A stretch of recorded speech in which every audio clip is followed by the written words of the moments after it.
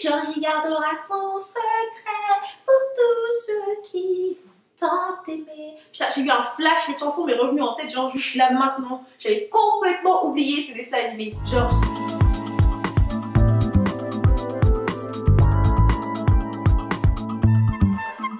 Peur de ne pas être à la hauteur. Ça, c'est un truc, je sais que c'est très présent. Surtout quand on veut lancer un site web, un blog, une chaîne YouTube, quelque chose en fait pour partager ce qu'on connaît, pour aider les autres à aller vers un mieux-être, et bien là la peur de ne pas être à la hauteur. Et c'est parfois sur des choses super simples comme la manière dont on va parler, la manière dont on va s'habiller, de ce dont on va parler, tu vois, tu te dis je vais pas être à la hauteur. Alors, ce sont des peurs que j'ai eues aussi au début et j'aimerais te partager en fait trois étapes qui m'ont aidé à dépasser cette peur. Okay, et de me sentir vraiment à l'aise et enfin de partager mes connaissances avec les autres. Alors, étape numéro 1, c'est d'avoir ton propre système de référence. Ce que veut dire par là, c'est que tu dois définir ce que ça veut dire être à la hauteur pour toi.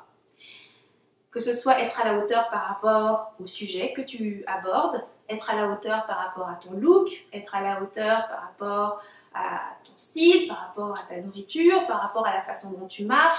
Ça veut dire quoi être à la hauteur pour toi? Tu dois absolument avoir ton propre système de référence parce que si tu te bases sur le regard des autres, c'est sûr que tu ne seras jamais vraiment à la hauteur parce que tu ne peux pas être à la hauteur pour tout le monde. Pour chaque personne, il y aura toujours quelqu'un qui dira que tu n'es pas suffisamment crédible comme ça, que tu n'es pas assez jolie comme ça, que cette robe n'est pas assez belle, que ci n'est pas assez bien, que ta coupe de cheveux n'est pas assez ci. Il y aura toujours quelqu'un pour avoir une opinion qui soit différente. Donc c'est super important pour toi de savoir qu'est-ce que ça veut dire être à la hauteur.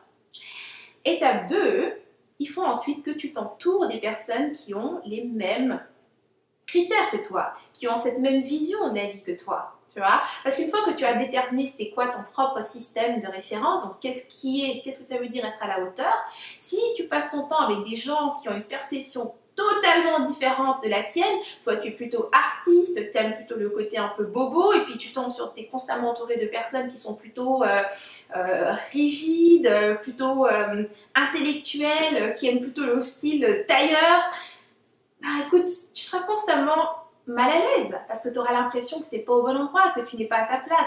Donc c'est super important de t'entourer des personnes qui partagent, si tu veux, la même perception de la vie que toi. Tu vois, pour te donner un exemple, moi j'ai lancé une entreprise, j'ai pas juste lancé une entreprise comme coach de vie, et je suis coach de vie, j'aide n'importe qui a envie d'être soutenu ou guidé.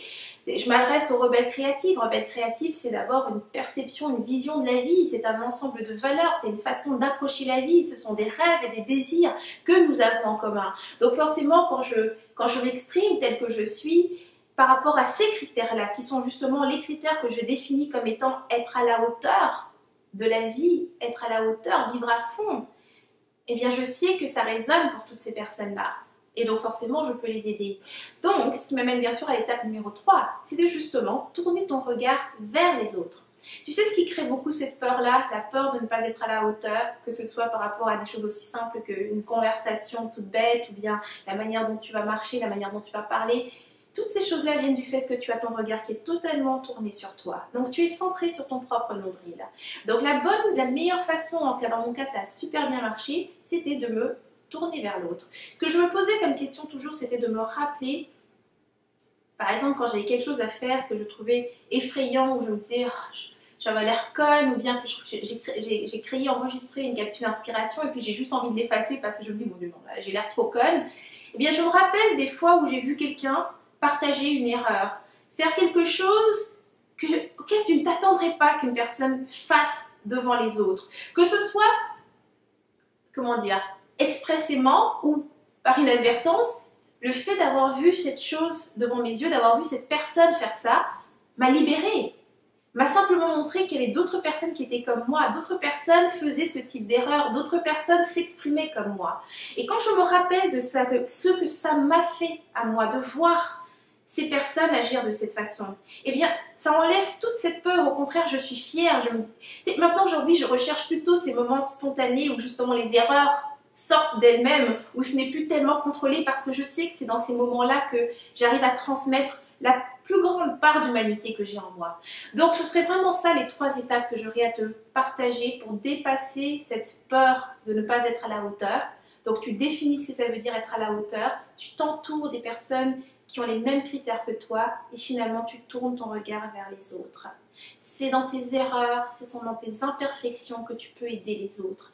La perfection, elle fait peur, elle est froide, tu vois, elle n'est pas humaine. Alors que c'est dans tes imperfections et dans tes erreurs que on peut se reconnaître en toi, qu'on peut se lier à toi. Ok? Donc voilà, c'était donc les 3 étapes que j'avais à te partager. Maintenant, j'aimerais savoir ce que tu en penses. Des 3 étapes que j'ai partagées, laquelle t'aide à changer ta perspective par rapport à la peur de ne pas être à la hauteur?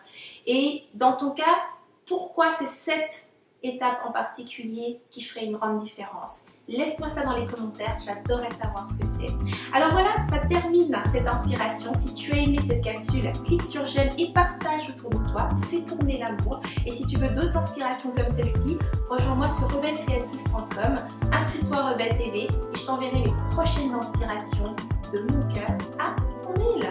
Alors c'était Henriette Ndaka, je te dis à la semaine prochaine et d'ici là, agis comme rebelle créative, tu vis à fond, sans culpabiliser, sans complexe et sans stress.